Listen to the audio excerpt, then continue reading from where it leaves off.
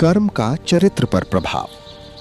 कर्म शब्द संस्कृत की क्री करना धातु से बना है। जो कुछ भी किया जाता है कर्म है। कर्मों का फल भी इसका प्रयुक्त अर्थ होता है।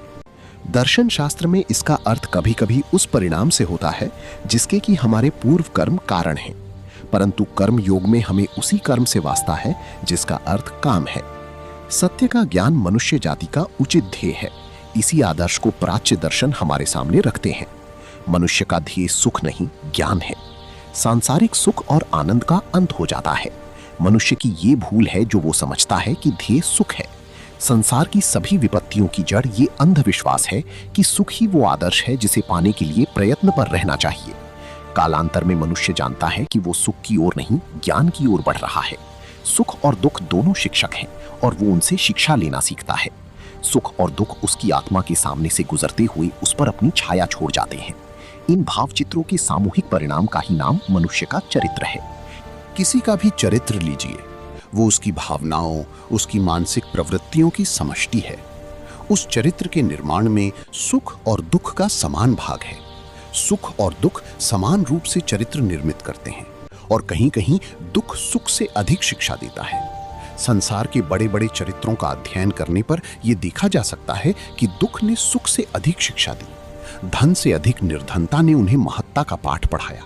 प्रशंसा से नहीं, प्रहार सहकर उनकी अंतर ज्योति का स्फुरण हुआ। ये ज्ञान भी मनुष्य में ही है।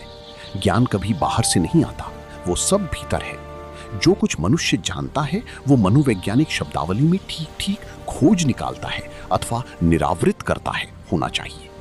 आत्मा अनंत ज्ञान की खान है। जो कुछ मनुष्य जानता है वो वास्तव में उसी पर का एक पर्दा हटने पर उसकी खोज होती है। हम लोग कहते हैं न्यूटन ने आकर्षण शक्ति को ढूंढ निकाला। क्या आकर्षण शक्ति किसी कोने में बैठी उसका रास्ता देख रही थी? वो उसी के मस्तिष्क में थी। समय आया तब उसे उसका ज्ञान हुआ। संसार को जितना भी ज्ञान मिला है इसी मस्तिष्क से। तुम्हारा मस्तिष्क ही विश्व का असूम अछोर पुस्तकालय है। बाह्य संसार एक प्रतीक, एक संकेत मात्र है जो तुम्हें अपने आप को जानने के लिए इंगित करता है, परंतु अपने अध्ययन की विषय तुम स्वयं हो। सीप की गिरने से न्यूटन को एक संकेत मिला और उसने अपने मस्तिष्क का अध्ययन किया। उसने अपने मन की पूर्व विचार श्रृंखलाओं को पुनः एकत्र किया और उनमें उसे एक नई श्रृंखला का पता चला जिसे हम आकर्षण शक्ति का नियम कहकर पुकारने लगे। वह उस सेब की अथवा पृथ्वी की केंद्र स्थित किसी वस्तु में न था। इस भांति सभी ज्ञान, लौकिक व पारलौकिक, मनुष्य के चित्त में हैं। अनेक बार उनकी खोज नहीं हो पाती, वह आवृत रह जाते हैं। जब आवरण धीरे धीरे हटता जाता है तब हम कहते हैं कि हम सीख रहे हैं।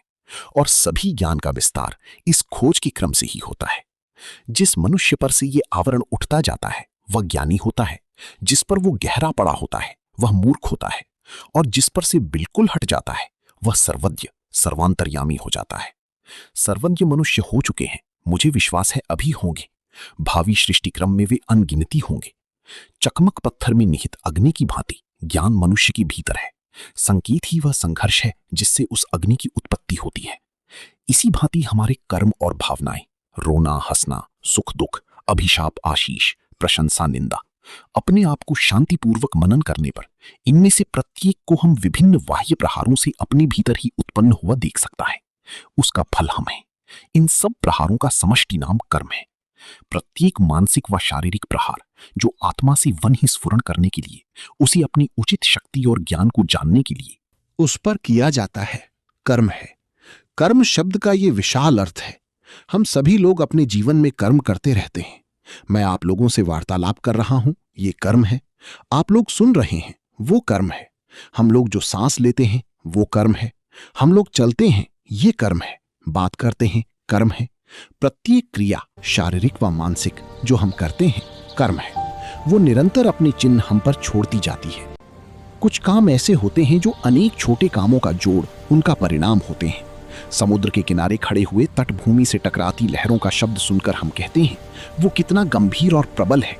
फिर भी हम जानते हैं कि एक बड़ी लहर छोटी छोटी लाखों करोड़ों लहरों से बनती है। उनमें से प्रत्येक शब्द करती है, परंतु हम उन्हें पकड़ नहीं पाते। जब वे एक विशाल समष्टि बन जाती हैं तभी उस गर्जन को हम सुन पाते हैं। इसी तरह हृदय का प्रत्येक स्पंदन कर्म की सामूहिक रूप का एक अंश है। किन्हीं कर्मों को हमें अनुभूति होती है और हम उन्हें पहचान जाते हैं।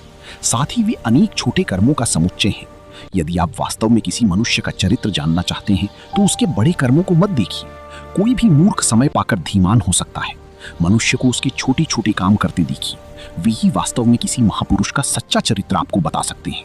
मौका पड़ने पर छोटे से छोटे आदमियों में भी बड़प्पन आ सकता है। सचमुच बड़ा तो वही है जिसका चरित्र सदा बड़ा है, वो जैसा जहां भी हो। चरित्र निर्माण में कर्म ही सबसे बड़ी शक्ति है जिसका मनुष्य को सामना करना पड़ता है। मनुष्य एक केंद्र बिंदु की भांति है और वो विश्व की तमाम शक्तियों को अपनी ओर खींचता है। उस केंद्र में वो उन्हें मिलाता है और फिर एक विशाल धारा में उन्हें प्रवाहित कर देता है। ऐसा केंद्र बिंदु वो वास्तविक मनुष्य है, सर्वज्ञ और सर्वशक्तिमान, जो तमाम सृष्टि को अपनी ओर खींच लेता है। पाप पुण्य सुख दुख सभी उसकी ओर आकर्षित उससे जाकर लिपट जाते हैं। उनमें से वो उस मनोवृत्तियों की विद्युत धारा का निर्माण करता है जिसका नाम चरित्र है और उसे बाहर को फेंकता है। जिस प्रकार बाहर की चीजें अपनी ओर खींचने की उसमें शक्ति है, उसी प्रकार कार्य रूप में परिणत होने के लिए उन्हें बाहर फेंकने की भी। संसार में जितने भी काम हम देखते हैं, मनुष्य समाज के सभी आंदोलन, जितने काम हमारे चारों ओर होते हैं, वे सब विचार का चमत्कार, मनुष्य को मनः शक्ति का प्रकटीकरण मात्र है। यंत्र, कलपुर्जे, नगर, जहाज, सब कुछ उस मनः शक्ति का स्पष्टीकरण है। और इस शक्ति के मूल में चरित्र होता है और चरित्र के मूल में कर्म। जैसा कर्म होता है वैसी ही मनः शक्ति स्पष्ट होती है। वे अनेक महती मनः शक्ति वाले पुरुष जिन्हें संसार ने जन्म दिया है, बड़े ही कर्मठ व्यक्ति रहे हैं। वे विशाल, दैत्याकार, दीर्घ मनस्विता वाले चाहते तो संसार उलट देते, और उन्हें वो मनस्विता लगातार युग पर युग काम करने से प्राप्त हुई थी। युद्ध अथवा ईसा किसी दानवी मनः शक्ति एक जन्म में काम करने पर नहीं पाई जा सकती, क्योंकि हम जानते हैं उनके पिता कौन थे। ये नहीं मालूम कि उन्होंने मनुष्य जाति की भलाई के लिए एक शब्द भी कहा था। जोसेफ की तरह के सैकड़ों बढ़ाई हो चुके और अभी जीवित हैं। बुद्ध के पिता से सैकड़ों राजा यहां हो चुके। यदि केवल पैतृक आदान प्रदान की बात है तो क्या कारण है कि उस छोटे से राजा ने, जिसकी आज्ञा शायद उसके कर्मचारी ही न मानते थे, उस पुत्र को जन्म दिया जिसका आधी दुनिया नाम जपती है। बढ़ाई और उसके पुत्र के मध्य उस अंतर का क्या कारण है जिससे दूसरे को लाखों मनुष्य देवता के समान पूजते हैं? पैतृक संबंध ही उसके मूल में नहीं हो सकता। वो महती मनः शक्ति जिसे बुद्ध ने संसार के ऊपर बिछा दिया, जो ईसा के भीतर से समुद्भूत हुई, कहां से आई? उस शक्ति का संचय कहां से हुआ? वो जन्म जन्मांतर में धीरे धीरे बढ़ती रही होगी, यहां तक कि अंत में एक बुद्ध या एक ईसा के रूप में मनुष्य जाति के सामने फूट पड़ी, और उसका प्रभाव आज दिन तक लहराता चला आया है। और ये सब कर्म का परिणाम है। जो बोता है वही काटता है, ये असर सिद्धांत है। शायद हम कभी सोचें कि वो सच नहीं, पर अंततोगत्वा हमें उसकी सच्चाई स्वीकार ही करनी पड़ती है। मनुष्य जीवन भर समृद्ध होने के लिए हाथ पैर पटका करे, हजारों को धोखा दी, परंतु अंत में उसे मालूम होता है कि वो समृद्ध होने के योग्य न था, और तब उसका जीवन उसके लिए भार हो जाता है। सांसारिक भोग की वस्तुएं हम एकत्र करते जाएं, परंतु हमारे पास रहता वही है जिसे हमने सचमुच कमाया होता है।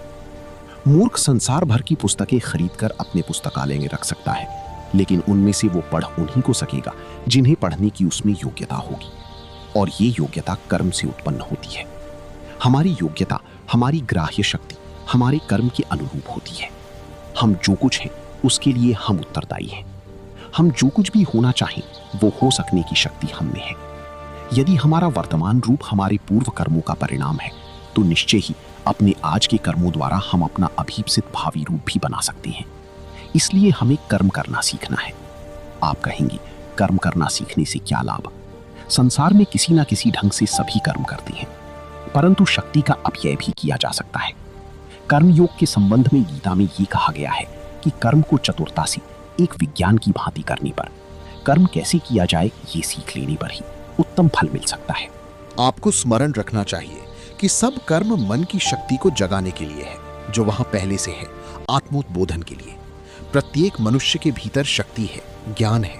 भिन्न कर्म उसे प्रतिफलित करने के लिए, उस महादानव को जागृत अवस्था में लाने के लिए प्रहार स्वरूप है।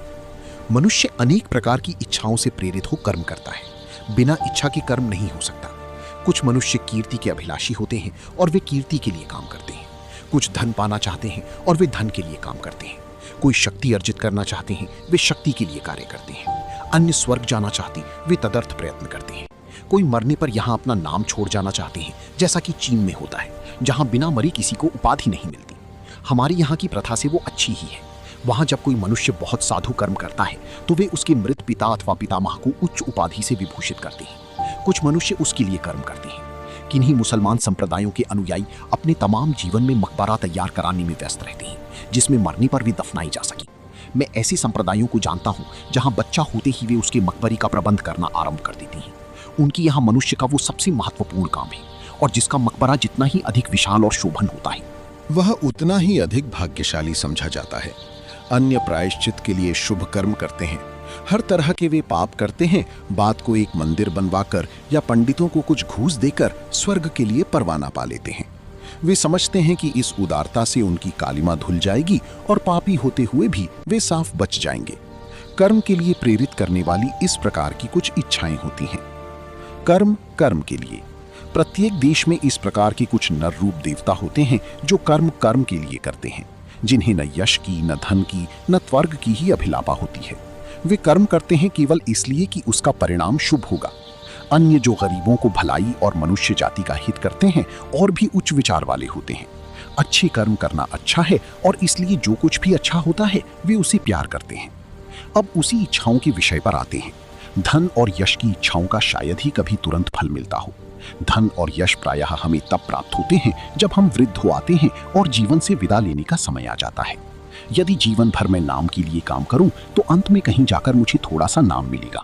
यदि कीर्ति के लिए तो अंत में थोड़ी सी कीर्ति मिलेगी। इसी भांति किसी भौतिक पदार्थ की यदि आकांक्षा हो तो अंत में वह मुझे मिल जाती है और वहीं क्रम रुक जाता है।